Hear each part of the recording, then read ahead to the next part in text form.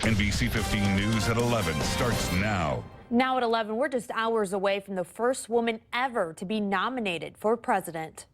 Plus, multiple shots were fired last night near Elver Park. And police are searching for a suspect who assaulted a 17-year-old girl.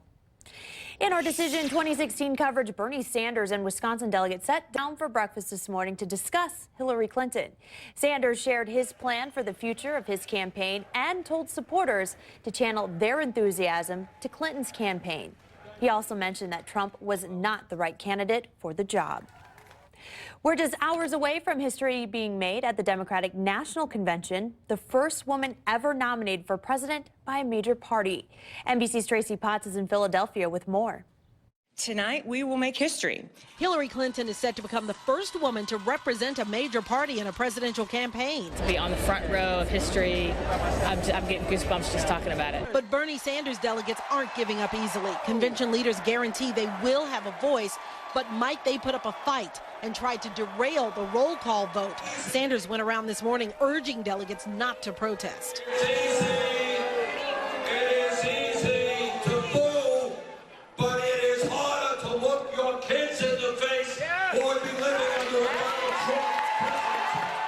The anti-Clinton camp is said to be working on someone to replace Tim Kaine. The vote is set for early evening. Delegates are looking for President Bill Clinton to lighten up the mood when he speaks tonight. He's such a great guy, such a good sense of humor. The Clinton campaign confirms Hillary Clinton will be at home in New York tonight watching.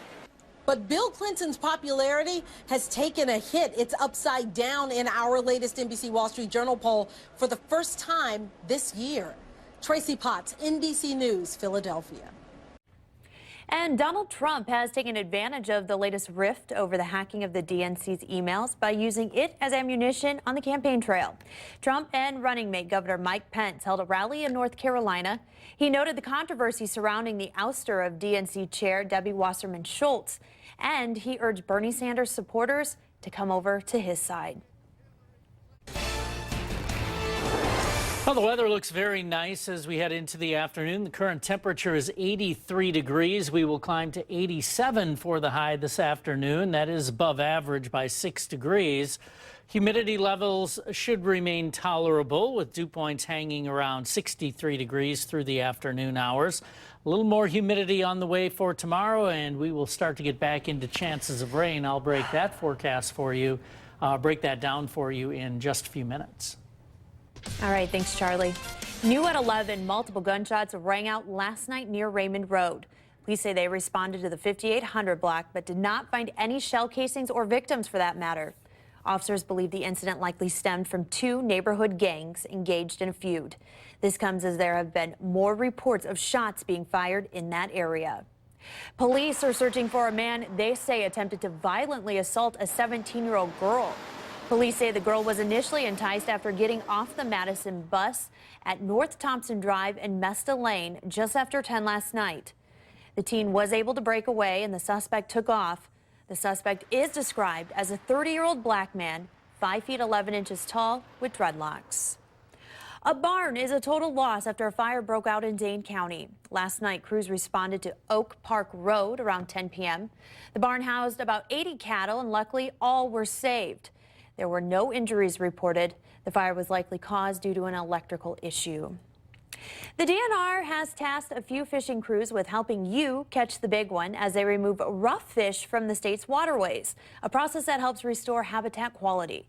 The goal is to remove fish like common carp, buffalo, and other bottom-feeding fish. And one of the crews instrumental in the process is Monsoor Crew, a crew contracted by the DNR to catch 1 to 2 million pounds of these fish each year and limit their presence in the Rock River area. The more carp we take out of the lake, the more room there is for game fish, bass, walleyes, crappies, sunfish, the perch come back. The weeds in the lakes start to come back as we take the carp out. And it just helps for the lake to be a better lake for game fish and recreation. Now, according to the DNR, rough fish in large numbers can negatively impact the water and harm native fish species, including sport fish.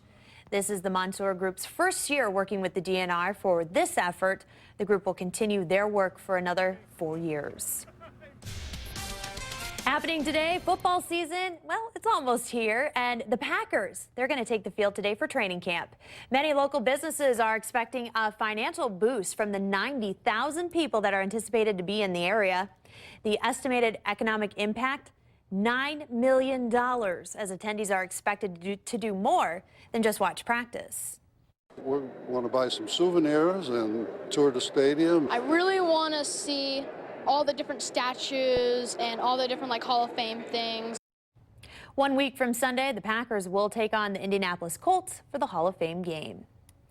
And Wisconsin junior place kicker Rafael Gaglianone will switch his jersey number from 10 to 27 to honor his friend, Nebraska punter Sam Foltz. Foltz and former Michigan State punter Mike Sadler were killed in a car crash over the weekend in the town of Merton.